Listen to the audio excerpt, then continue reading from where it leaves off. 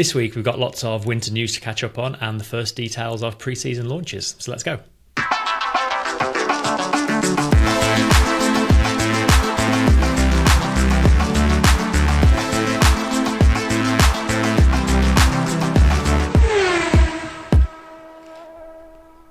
Hello everyone, welcome to the first back of the grid of 2025, which is a weird thing to say out loud. I'm Chris, that's Tom. Hello Tom. Hello. How you doing? Yeah, all right. It's been an interesting winter break up to now. It's felt kind of quiet until the new year, but that's probably a good thing considering how long last season was. Yeah, probably, and how long the impending seasons are going to be. Yeah. There's a few bits of news from sort of late last year that we didn't do, so we'll have a little run through, catch ourselves up before we start getting into the business of the new season. It's before we know it, we're going to be in car launch season, so we'll catch up now while we have time. We'll clean up some bits of news from last year. The first bit, which we actually haven't talked about in the podcast yet, is the final spot on the grid for this year, which, as expected, is Isaac Hadjar taking the seat at RB or whatever they're going to be called this season, because it sounds like they're having yet another name change. We'll see what that is. Just call them Minardi again, get on with it. But yeah, so for anyone who doesn't really follow junior formula, Hadjar's been a Red Bull junior since 2022. So in recent years, he finished fourth in Formula 3. He's done 2 seasons in F2. He was only 14th in his first, and then he was second last year behind Bortoleto, who's also joining the grid. I would say his reputation is... he doesn't mince his words, does he? Old Hadjar. Yeah, that's one way of putting it. I think him and Tsunoda as teammates is going to be a little spicy. Yeah, I mean, he's done all right in his career up to now. I don't know if I'd have had him promoted up as early as this, but Red Bull have sort of put themselves in one of those situations again, haven't they? As they've done in the past. So yeah. Isaac feels like one of those that, although he had a good year in F2 last year, probably because he could have stayed, maybe would have been best to let him stay there another year and hone his craft. I mean, he's 20 or turning 21 this year at least. Yeah, I think so. It's not like he's getting to the point where he'll be too old. Well, I mean, then again, by the standards of the modern grid, he probably is getting too old to join the grid at 2021. So, yeah, I think he'll turn 21 sometime later this year. So he's, could have maybe done with that extra year, but I'm happy to be proven wrong. I think out of all the choices Red Bull had, Isaac was probably the best one, I would say. Yeah, definitely. Yeah, he's certainly quick. He's a little inconsistent, I think, for his Formula 2 years. He's definitely got involved in some incidents, but... second in Formula 2 is no mean feat. He's definitely a quick driver, so it'll be good to see what he can do. It means we've got 6 drivers this season now who haven't completed a full season in the sport. Wow. Hadjar, Antonelli, Lawson, Doohan, Bortoleto, and Behrman. It obviously depends on your definition of rookie, because some of them have done races, but in terms of doing a full Formula 1 season, there's going to be 6 of them, which, considering last year the grid just stayed exactly the same, it's nice to have a real mix-up this time and get some new names in there. Yeah, for sure. A name that's not on the grid next year, which a lot of people want it to be, is Colapinto. But he has now left Williams to join Alpine. Not exactly sure how much money has changed hands, but Alpine just said they have reached a deal with Williams to sign Colapinto as their test and reserve driver on a multi-year deal. Alpine they've got 3 test and reserve drivers now. They'd already announced Paul Aaron, who is, I believe he's doing Formula 2 again this year, but I'm not certain. And Ryo Hirakawa, who I think he comes along as part of the Toyota partnership that Haas have got now. They've already said he's going to be driving FP1 in Suzuka in a couple of months' time. But it sucks for Jacques Doohan, though, right? The guy's he's been there at Alpine for years now. He's been loyal to the team. He's like gone through the junior formula with them. He's finally got his chance, and it kind of already feels like they're lining up his replacement, doesn't it? Yeah, it's not the greatest news for Jack, especially when he's been around a while and kind of proven that he's worth a shot. Trying to think where Paul Aaron finished last season in Formula 2. Can't remember where he finished the actual season. It wasn't an amazing season for him, as I remember. Although I don't think he was in the best of cars. So, yeah, I mean, that being said, I think as long as they do give Doohan what he's sort of earned at this point, but it just doesn't fill me with confidence, especially when that's a team that's gone through a lot of managerial change in the last 12 to 18 months. Yeah. I mean, I'm just looking at Aaron now. He was in a high tech last year, so okay. Realistically, he should have been able to do something. As high tech are a pretty decent team overall, usually when it comes to F2. He finished third. He was like 30 points, 30 points behind Hadjar, so fairly decent year for Paul Aaron overall last year. I was thinking of Maloney, I think, at first, because Maloney was quite close to them as well. And I was maybe thinking Zane Maloney was above Paul Aaron, but apparently not, as I just look at the standings now. But yeah, we've reached a point. I'm just looking at this, right? We've reached a point in Formula 2 where we're going to get to a point where there's too much talent with nowhere to go. Like, so you've got Bortoletto and Hadjar, which have obviously moved up, which is fair enough. Yeah. Then you've got Paul Aaron, Zane Maloney, Jack Crawford, Kimi Antonelli, who's obviously moved, Victor Martins, Richard Verschuer, Colapinto, Dennis Horger, Ollie Behrman, obviously moving, but like this, it was a stacked year, wasn't it? That's like just covering the top 10. Pretty much all of the top 10, you could make an argument for needing to be looking for a place on the grid in F1 at some point soon. I mean, and then even when you go further down, you've got like Enzo Fittipaldi in there, Zach O'Sullivan. He's had a decent junior career up to now. There's a few, and then there's a few that like started towards the end of the season, replacing other drivers that are going to have a shot at it this year. So like Luke Browning, and people like that. So yeah, it's a difficult time to be an F2 driver. Realistically, I think. Think about it, like the fact that there's not necessarily always going to be somewhere to go, especially if the ones that have come up this year hit the ground running and do well. They're going to maybe secure 2-3 year deals, and then that locks those seats out for a little while. So, and then you look at the drivers that are moving up from F3 this year as well. You've got like Christian Mansell, Arvid Lindblad, Roman Stanek. Like they're all like top names as well. So junior series is going to be stacked next year. Exciting.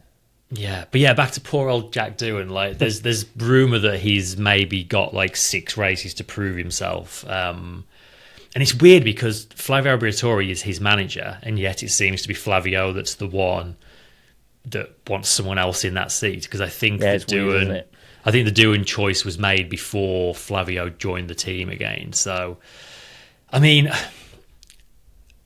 honestly, I feel like if you're a driver and you join Alpine, you've got to just expect stuff like this, because their management of drivers over the last however many years has not been great. They've taken lessons from the Red Bull school of driver management. Kind of have, yeah. So I mean, personally, Doohan's never been in this sort of echelons of younger drivers that others would be for me personally, but I absolutely believe the guy deserves a fair shot. So at the very least, I hope he's given the chance to prove what he can do. Yeah, for sure. Next bit of news is a little bit bittersweet. There is a new deal for the Belgian Grand Prix, which is always good news because it feels like we're constantly talking about the Belgian Grand Prix potentially dropping off the calendar. So the race is going to take place this year, 2026 and 2027. But it's then going to move to alternating years. So we're not going to have a Belgian Grand Prix in 2028. They'll be back in 29, not in 30, back in 31. And there's been talk for a long time of like maybe bringing these rotating slots onto the calendar to kind of accommodate more countries wanting races and venues that necessarily might not be able to afford every single year. But for Belgium to be the first one feels like a bit of a kick in the teeth. There's other circuits that I'd have put on that rotating calendar thing first, I think, over going straight for Belgium. I'm gonna say it's probably down to a money thing. Like, it's got to be. Belgium are willing, Spa-Francorchamps willing to pay up to a certain amount, but not as much as other circuits that are going to end up on the calendar every single season. And the thing is, F1 are almost forced to still go there because they know. Imagine the uproar if if they got rid of it completely. Like, I'd say at least like hand over fist. At least 3/4 of the grid would probably tell you it's their favourite track to drive at. Well, there's that as well. Think about the drivers. So, yeah. And, I mean, if this is what it takes to keep a Belgian Grand Prix on the calendar, then so be it. Like, as I said, I'm not totally averse to the idea. Like, for example, I'm still gutted we don't have a German Grand Prix that. Like when we had the alternating Grand Prix in Germany, we had a point where there were two in there, and I get that it's partly down to you had all the years of Schumacher followed by the years of Vettel, and there's probably an element of like drop off that has come around because of the lack of a German Formula One world champion for nearly 10 years now. I can't remember when Vettel's last one was. 2014? 13 or 14, yeah. So 10 years. So wow. I do get that there's a drop-off because of that, but you wouldn't get rid of Silverstone just because there's not been a British champion for 5 to 10 years. Yeah, exactly. And at the time they got rid of the German Grand Prix, we've not had one for pushing 5 years, maybe more. It's maybe more than that. Oh, it's got to be more than that, I think, yeah. I mean, some of the last ones that happened were the one that I was at, which was 2018, I think, I want to say. Yeah. When Vettel went into the wall, pretty much in front of me in the stadium you practically section. had to walk a lap of the old track to avoid the flooding. Yeah, and you had to walk the old track to get out. So there might have been one the year after that, but I know there weren't many after that one that I went to. And this is... But I'd love that back on the calendar. Especially, do you know what? The alternating factor of it would appeal me to go more, because I could go to... what was it now? It was... I'm trying to think the proper name for the other circuit. I'm blanking. Nürburgring? Yeah, but does the GP circuit not have a slightly different name? It's just called the Nürburgring GP circuit. So, Nürburgring, and then obviously Hockenheim, alternating every year. I'd genuinely be tempted to go like to both of those each year, or at least, once every couple of years I'd do one of them, kind of thing. I'd like do Hockenheim one year, maybe do something somewhere else, and then the next time I go to the other. And I'm sure there's plenty of other people that would be in a similar position. I mean, especially when you've got such a big Dutch fan base at the minute behind Max. Wherever he's in the sport, they will not struggle to sell tickets somewhere like Germany. The sheer number of Max fans that were there the year that I was there, and that was before he'd even started winning the titles. Imagine what it'd be like in Germany now. Plus, we've got Audi joining very soon. Yeah, with a German driver driving for them. And this is it. If they decide to rotate this with one of the German tracks, or bring Istanbul Park back into rotation, or there's lots of tracks that have dropped off the calendar that you might be able to bring back in, then fair enough. If they instead use the slot to give us a street race in who knows where, or another boring copy-paste Tilkedrome, that's going to be a harder sell. Yeah. But the irony is one of those circuits you've suggested rotating in is a Tilke circuit. It's true, but it's also his best one. Isn't the redesign of Hockenheim? Hockenheim's probably Tilke as well, yeah. And maybe even no, I don't think the interior track at Nürburgring is, but I'm pretty sure the new section that they added to Hockenheim to stop it going out into the woods. I'm almost certain you're right, I'm pretty sure that's Tilke as well. So you don't want a Tilke drop. Except for all the ones I've named. Yeah. The thing is, though, earlier Tilke tracks are far better than later Tilke tracks, I would say. Although Malaysia. There's another example. Yeah, Malaysia's another good one. Bring that back. I'd love that. That being said, though, is Austin not Tilke? Or was he maybe involved to some degree? Oh, I don't remember. Maybe. Actually, I don't know. possibly. I could be wrong on that, but I'll fact check whilst we talk about other things.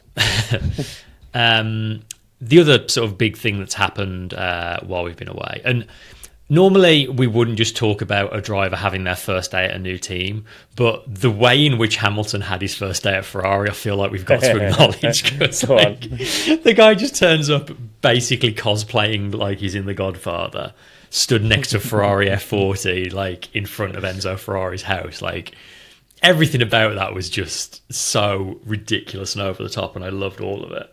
Yeah, it was good. He's done his first few laps at the Fiorano circuit. I think he's supposed to be doing another test at Barcelona in a 2023 car at some point in the next few weeks. It's one of the most exciting driving moves we've had for a long time, and I expected to find it weird seeing him in red, and actually it looks pretty normal very quickly. Yeah, doesn't it works. Yeah. But probably helps that he used to wear silver and red quite a lot. I suppose so, actually, yeah. Back in the McLaren days. Yeah. Where they had the sponsors that they did. Interestingly as well, Angela Cullen is going to be returning, who was his former physio, who worked with him for a very long time, but she left about, 3 years ago? Maybe something like that? Yeah, I feel like... After the fateful year that was, I think that was the last time I saw her. I think it was. Yeah, but yeah, which is interesting. If you think about it, yeah, in a way. But yeah, she's going to be returning to be his physio as well, which I think is good. Like to have at least another kind of familiar face and like familiar routine and stuff will probably help him settle into the team better. Because obviously he already knows. Fred Vasseur from his Formula 2 days, but other than that, it's kind of all new for him. A lot of people expected Bono to go with him, but he didn't, so he's going to be able to get used to a new race engineer and everything. I'm just so excited to see how Hamilton at Ferrari pans out and how him and Leclerc work together as teammates. Yeah. Just to jump back slightly, I can confirm Herman Tilke was part of Circuit of the Americas, but he wasn't the only architect for it. Okay. But in other news, he was also part of the Las Vegas Strip circuit and the Jeddah circuit. So, I imagine Tilke's involvement in COTA was just handing over the plans for Hockenheim, so they could just copy paste it into the third sector. Here's the bits that were good from that are good at Silverstone. Here's the bits that I did that were good in Malaysia. Here's the bits that I did that were good here. Just organise them around differently, and you'll be fine. Glue them together, and then stick a massive hill at turn one. Done.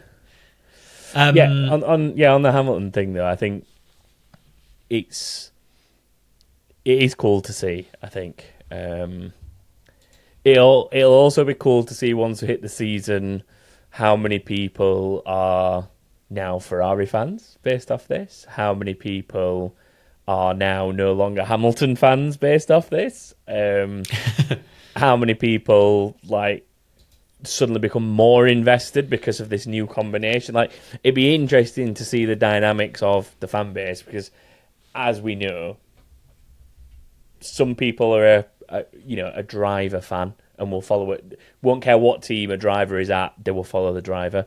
Some people are team people and doesn't matter what drivers are there, or if a driver leaves for another team, they're suddenly the enemy. No matter how many years they've loved them for, they're the enemy now.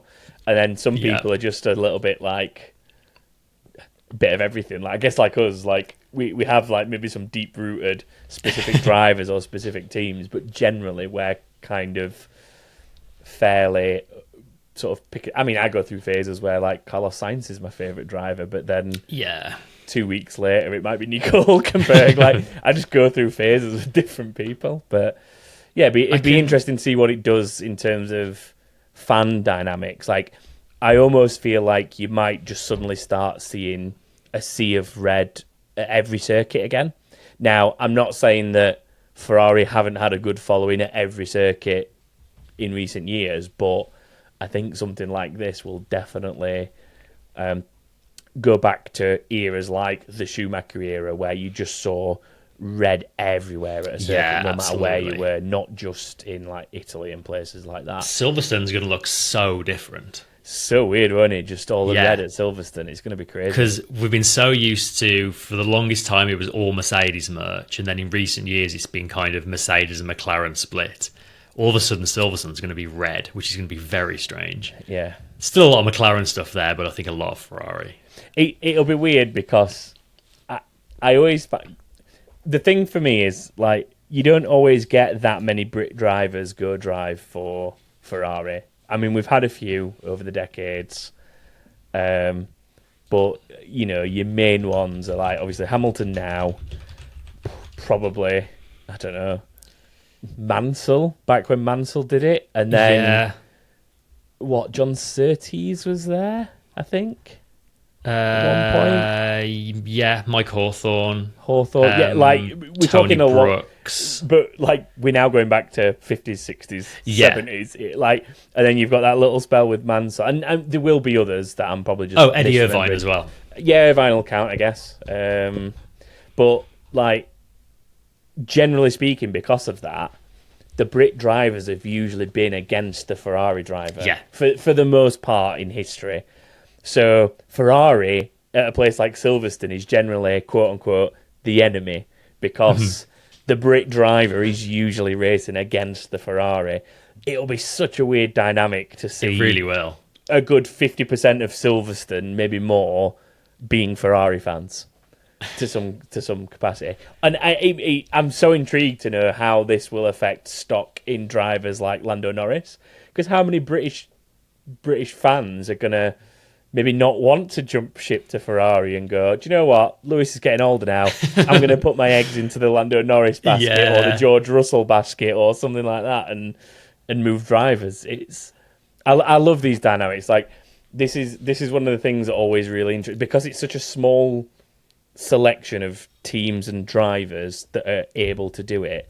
It's a bit different to like soccer teams and other things like that, where you can go, I support this team no matter who plays for it, that's my team. There's so many more dynamics to this because it's such a closed like selection of who you get to pick from. So, I can see it just having a bump on just overall viewing figures for F1 as well. Like I imagine a lot of kind of more casual or kind of lapsed F1 fans maybe going to come back to see Hamilton and a Ferrari. Like whether that will sustain over a whole season, I'm not so sure, but I think at least to begin with, I think they'll probably see a pretty big bump in viewers, especially with the way that Ferrari themselves are managing to play into this opportunity when it comes to social media and stuff like that. Like Discord was saying earlier, like Ferrari have suddenly learned how to do social media since Hamilton's joined, and it's amazing to see. Honestly, I'm not saying this is true or anything like that, because I literally know nothing about the situation. I genuinely would not be surprised if someone from Hamilton's team has gone into Ferrari's social media team and basically gone, this is how we're going to post stuff about Lewis. You can do what you want with the rest of the team, but this is your Lewis content. And someone from Lewis's social team and marketing is going in there and essentially posting stuff through the Ferrari account, because the difference is it looks like Lewis's content. Like, it doesn't look like it's changed from when he was at other teams. So I would say that there's an element of it. Be interesting to see how like Mercedes' social content evolves now. He's not there, and then that might sort of maybe show some truth to this random suggestion I'm making. I can see the Mercedes content going extremely corporate and boring, but we'll see. I mean, Mercedes are quite a corporate and boring brand, generally speaking. Do you see Hamilton's going back to a yellow helmet as well? Yes, I did. I've seen when he was doing his practice laps at what is it? Fiorano. Fiorano. Yeah, I saw the yellow hat there, the yellow helmet, sorry. More classic Ferrari yellow than Senna yellow, I would say, though. He's definitely different to the yellow he used at McLaren, and I guess he started at Mercedes as well. Like all three of his teams now, he's started with his yellow helmet. But yeah, I think that it's more of a Ferrari helmet than it is the Senna tribute that he's used in the past. But it reminds me a little bit of the contrast you used to get when you had the red Ferraris with the oil company, the oil and fuel company. Is it Shell? No, the Agip, is it, or some? Oh, right, yeah. It's the logo is very similar to the Ferrari logo. It was like 80s or something like that. So you had quite a lot of yellow on the car because you had the Ferrari branding and you also had that branding with the black wings, like that Mansell era, probably. I would say, I guess roughly. So. It kind of just, especially when you spot it in the car as well, when you see him come past, like it stands out. At least we'll be able to tell the two of them apart because Leclerc always has a red helmet. So if for no other reason, I'm glad Play's doing that. That's true. A bit of less fun news to finish up on, which is the FIA have published new guidelines to the stewards for driver misconduct punishments. I won't go through the full sort of all the numbers and stuff because there's a lot of information here. But basically, the regulations listed are any words, deeds, or writings that have caused moral injury or loss to the FIA, its members, blah, blah, blah. Any misconduct, whatever that may mean. Any public incitement to violence or hatred. The general making and display of political, religious, and personal statements or comments in violation of the general principle of neutrality promoted by the FIA. And failure to comply with instructions of the FIA regarding the appointment and participation of persons during official ceremonies. So they've listed kind of the penalties for all of these. They're in sort of three columns of your first, second, and third offence. But the new penalties they've come up with for these go up to and include suspensions and deductions of championship points. And it all just feels so just like nanny state and like over policing of stuff that really isn't that important. Like, it's just bizarre to me. Like, we've already had Verstappen getting in trouble for swearing too much, and instead of them say, "Oh, we looked a bit silly doing that," they're just like double downing on it, and to then roll into it like political, religious, and personal statements, which is such a blanket statement that could mean absolutely anything. I mean, I'm not saying that they would do this, but this is typical FIA, by the way, but being that vague about it and that general and broad means if a driver wants to promote a charity that they're supporting, they probably can't technically under this because the FIA, with the way that they've written this, will be well within their rights to say, you can't support that charity because we don't condone it or whatever. It's a personal statement. Yeah. Especially if it's got anything to do with like certain human rights that can be controversial depending on where you are in the world. Like, even though they should just be general human rights, but that's another. Yeah. Like, if you decide to support a charity that, I don't know, is pro LGBTQ plus rights, for example, as Hamilton, Vettel, many other drivers have over the years, that could easily be seen as making a political or personal statement under that rule, and you'd be fined for it. When in reality, you're just saying, here's a charity I support. Yeah. Like, literally, by the wording of these rules, if you have a rainbow on your helmet for 3 races in a row, they can give you a month suspension and deduct your championship points. Just seems like farcical. It's ludicrous, especially, you know, and there's always like, oh well, the FIA is neutral. Like, you're not. It's impossible to be an organisation like them and be neutral. And yet in other sports we have things like rainbow laces, where, you know, a huge number of football players wear rainbow lace in the boots for an entire month to support pride and, you know, other such things. I can't think of any good examples right now. That was just the first one that came to my head because of what you said about the helmet thing. But yeah, like similar situations are like polar opposite. It's like something that's promoted by the sport and the governing bodies. Did you watch any of the Daytona 24? I have not, no. Is it worth me going and watching it? Are you going to tell me I should now?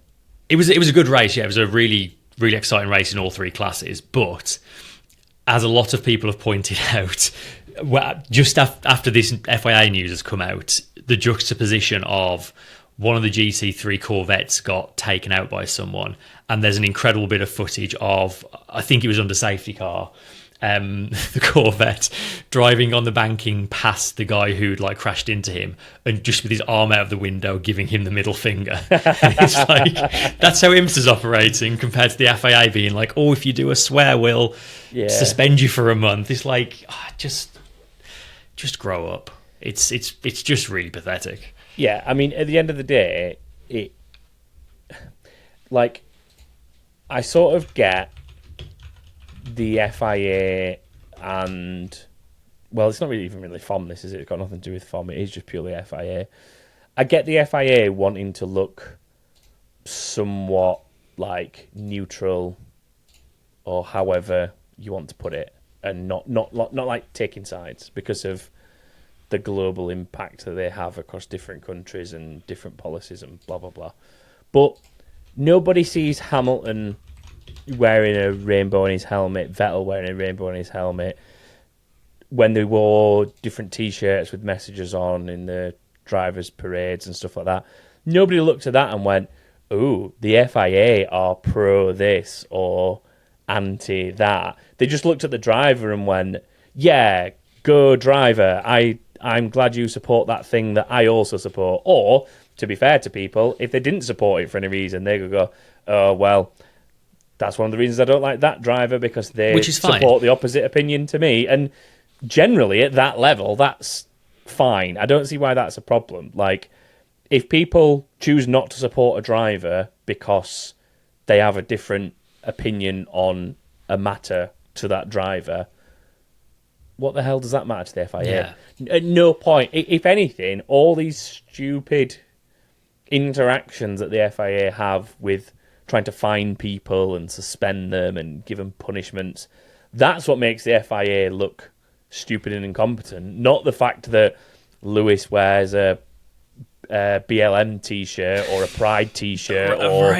whatever T-shirt it happens to be on that given day. Like, that's not what makes the FIA look stupid. This is what makes the FIA look stupid. Yeah, they do it themselves. Yeah. A lot of people have brought up when all the drivers went on strike. I think it was at Kyle Army in 82, which that was over like contract discussions, but the drivers just went on strike and refused to race. And that's never going to happen in modern F1, but I would love to see the drivers all get together and just do what Verstappen did last year. Just answer every question with one or two words.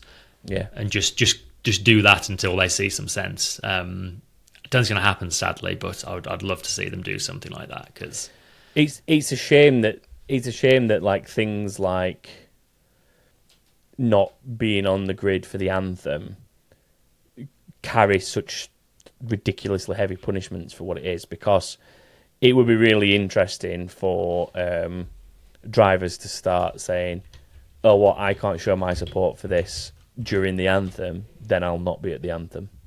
Akin to Verstappen, basically, last season. Oh, I can't say these things I'm entitled to say during a press conference. Okay, I'll not say anything during a press conference, and I'll have my press conference privately afterwards. I'll speak to them outside of your circus show. And it wouldn't surprise me if that is where, like, the FIA need to be careful. genuinely, because it's their sort of flagship product that they set this rule set for, and if they start pissing off drivers that are at the top of the game, they're going to lose those drivers at some point or another, whether it be through their own stupid suspensions and having to kick them off the grid because the drivers won't comply, or whether it's that the drivers just have enough and disappear and go do something else. Like that, I think that's the only saving grace for the FIA at the minute, is the drivers know that this is sort of probably the best point of their career. Like they want to stay within the sport. So I don't think you'd ever see someone retiring going, I'm retiring because of this FIA ridiculousness. But I can see more drivers starting to take a stronger stance with them, like what Hamilton and Vettel have in the past, and what Verstappen did last year. That's what it takes. I think it takes your world champions, and whether they're current or previous, it doesn't matter. Like, it takes those people standing up to this a little bit and saying, you're not going to scare me with telling me you're going to deduct me 10 points because of a T-shirt I'm wearing, and just turning up and doing it. Like the underpants thing with Vettel, the piercings thing with Hamilton, the F-bomb with Verstappen. Like, it doesn't matter what it is, does it? Like, they've all done the right thing, generally speaking, and gone, I'm not taking this, I'm going to show you what's what. And as long as they keep doing that, I think that's the best we can hope for. Yeah. Until the FIA especially sense. And on top of that, though, you've got like Magnussen, for example. He's off doing IMSA and WEC now, and just talking about how great a time he's having and how much he loves the cars and loves the racing. Like, you are going to start putting drivers off wanting to be there if you're going to just be this silly about policing things that don't matter. But it's crazy, because when you think about what's driven the engagement of F1 over the last 5 years, it's been a combination mainly of Drive to Survive and the enhanced access to drivers, basically, as the athletes and the personalities that they are. And that is what is driving all this traffic in terms of fan base to the sport on the whole. And instead of embracing that and even playing off it to enhance the sport, the FIA are putting everything they can in place to stop it. It's like Netflix is going to start getting, well, it probably already does get higher viewing figures than the press conference. That's a stupid comment. But like, the gulf is just going to become more and more apparent. People are going to turn on as the lights go out and turn off as the checkered flag waves. There's plenty of people who currently already do that because they don't care about the FIA pageantry either side, mainly because it's dumbed down and filtered. I do it. I'd rather go watch the team's own channels. I go watch like McLaren's own content, Red Bull's own content, than sit and watch the FIA bomb content, because it's so restrictive when it comes to their content. You go and get it somewhere else. It's just very short-sighted of them. Very, should we do a couple of quick bits of inbox? Yeah, do you want a jingle for the first time this year? Go on. Keep me saying now. Stay out. Box. Hey, man. Do you want to take the first one? Yeah, why not? Clarence says, rookie question. Logan and Oscar were rookies in the same year they had very different years. Logan was obviously a rookie, whereas Oscar was more discreet with fewer mistakes and not so far off the pace. Can you predict which of this year's rookies will be the Logans and which will be the Oscars? That's a good question. That is, that's a... I don't think, looking at the names, I don't think there's anyone I'd describe as an out-and-out Logan. I think all of these names are going to be better than he was. Hadjar's probably the one I'm most expecting to have ups and downs, I think. As I said before, he's a quick driver, but he's definitely got a crash in him. I think Bortoletto, I'm probably expecting to be the one that, kind of like Piastri, just like quietly does a good job. He's not particularly spectacular, but he's just a sort of, he won an F2 title by being consistent. And I can see him just like, he's going to be in a rough car next year, but I can see him just quietly doing a decent job back there. If there's 4 of them, isn't there? Of the out-and-out rookies, Hadjar, Antonelli, Doohan and Bortoletto. And then, personally, I'd include Behrman and Lawson on that list as well. I'm going to leave Behrman and Lawson out of it and go with the 4 sort of, let's call, true rookies. Mm-hmm. If I was to rank them on a scale of Piastri to Sargent, as we've been asked to, I would say, I think he's probably similar to you in some regard. I would say Bortoletto and Antonelli are going to be the closest to Piastri's coming in and just getting the job done with what they need to. I think Antonelli's got the better chance to prove that, similar to Piastri, because of the car he'll get. He'll get a car that should, in theory, be more capable of allowing him to show his potential, like what Piastri had. For the most part. And I think Bortoletto will be able to kind of do maybe like a Leclerc style into the sport, where he's at Sauber and it's not going to be that great a car, but he'll be able to show the potential that this kid's worth moving up at some point. That kind of start. I think Doohan will probably come in and just plod away and get points, like not set the world alight, beating Gasly every week, but be close enough that he's not a question mark. And then I think Hadjar is probably going to be the one that's furthest off his teammate and not necessarily like the problem child, so to speak, but like out of the 4 of them, I think he'll be the one, like I say, furthest from his teammate, maybe in more incidents, generally speaking, because he's the most hot-headed of the bunch of them. As I can think, he's in a car that's possibly going to be middle to back of the pack more than likely, and he's with a teammate who also gets pretty hot-headed and frustrated. So I think he's got a tough job. Yeah, you've got a bit of a perfect storm brewing there. So I think if anyone's likely to be at the bottom of the rookie pack, it's probably Hadjar, but I definitely, at this moment in time, don't think we've got any more Logans on the books. Yeah, I'd agree with that. Next question's from Just Gerard or Just J-Rod, one or the other, who says, does it bode well for Haas that Gene reportedly won't have to put money into the team this year? Is it a byproduct of Aokamatsu leadership and new partners or the spending cap? But yeah, they've said for the first time Gene Haas is not going to have to personally bankroll that team now, because they actually operated under a profit last year and are at the cost cap basically. Which I think it says a lot for how that team's being run these days.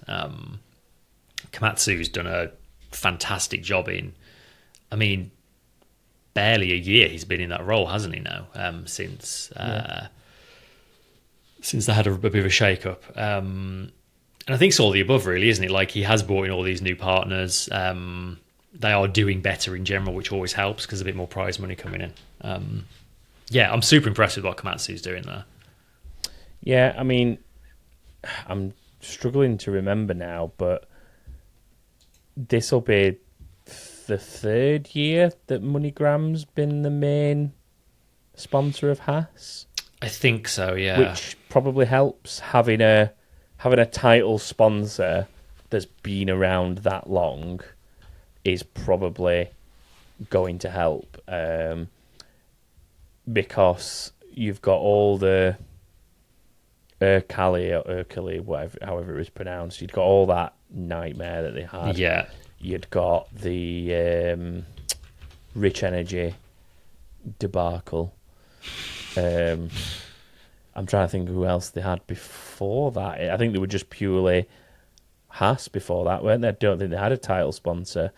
And then now you're in a position where they've they're about to enter their third year of being MoneyGram Haas, if I remember right, which at least means they've got a title sponsor that's sticking with them and putting the money in.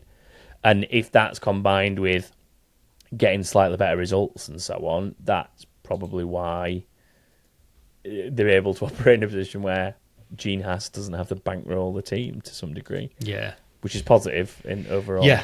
Because the worry's always been for years now that he'll just lose interest and stop putting his money in. So the fact that concern is kind of off the books now is really good. And he just speaks to the good place that F1 is in these days. Like, a lot of these new financial rules are really helping the smaller teams and really doing what they were designed to do. Yeah. I mean, for perspective as well, when I'm just looking at the history now, just to see if I could confirm my sponsorship thing, but they scored 58 points last year. That is more points than the last 4 seasons combined for that team. That probably puts in perspective how much better they've been doing. So you've got 12 points in 23, 37 points, and that was last place. 37 points in 8th place in 22. 0 points and last again in 21, and 3 points in 9th place in 20. Wow. Now, I mean, I know obviously one of those seasons in 20 is, not ideal because of COVID, but even still, so. Like, to have, 49, 52 points over 4 seasons, and then last season score 58 in a single season and finish 7th, which is the highest position since back when Grosjean and Magnussen were back when they were like almost leading races in Australia and screwing it with pit stops. Like, you've got to go back that far to them beating that points tally and finishing higher in the title. Yeah, that's crazy. Yeah, it's good to see. Yeah, definitely. Right, to finish up, we've actually got kind of the pre-season stuff starting to take shape now. We've got a first few launch dates. At the moment, Williams are going to be the first team to reveal their car in an event at Silverstone on Valentine's Day, on Feb 14th. Then a couple of days after that, Haas have got a filming day at Silverstone with their new car.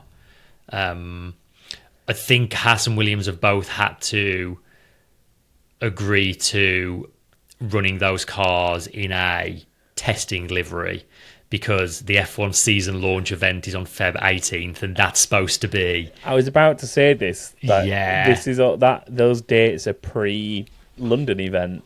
Mm-hmm. Yeah, they've had to agree to do it, it seems, in a testing livery.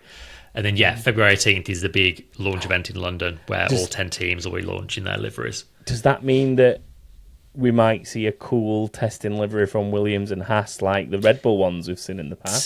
Sounds like it, yeah. Which I hope we do. And they'll probably be nicer than the race liveries because they usually are. Probably. Then the day after that, Feb 19th, is the Ferrari car launch in Maranello. Mercedes, for the first time in a number of years, are not having a launch event at Silverstone. Feb 24th, they're doing just an online launch. And then the day after, they're going to be running the car in a private test at Bahrain. I think you might find that's because a certain Lewis Hamilton has left the team. Maybe. And then that takes us up to pre-season testing, which is Feb 26th to 28th. So there's, lots of other teams to slot in around then. I'm not sure how I feel about these single launch events. Like, I always like having that couple of weeks where we get like a new car and a new livery every other day. So to have all the liveries in one day, I'd have mixed feelings about. I suppose the one thing it's good for is next week we can not next week. The Monday after that, we can definitely have a podcast where we discuss all the liveries at once.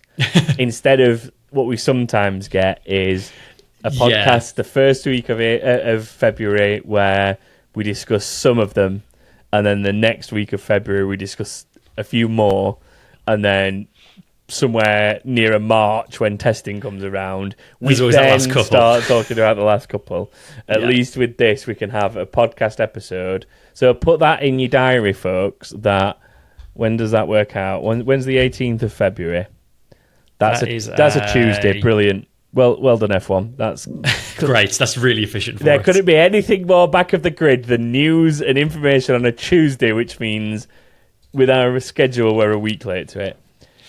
We'll figure something out. Between us, Chris, we'll maybe try and do something Wednesday night. Maybe. Who knows? We'll see. And I think that'll wrap us up for now. So, yeah, we'll be around doing bits and bobs between now and then. But, before we know it, it's going to be testing time and we'll be back into the swing of things. So, thank you for joining us in this new year. As ever, if you want to get in touch with us, backthegrid.com, Facebook, Twitter, Instagram, all of those things, you can contact us. You can go to patreon.com/backofthegrid to see how to join our Discord, which has still been not as busy on the Discord as it is during the season, but still stuff going on in the off season, which has been nice. Until next time, thanks as ever for joining us, and goodbye. Bye, everyone.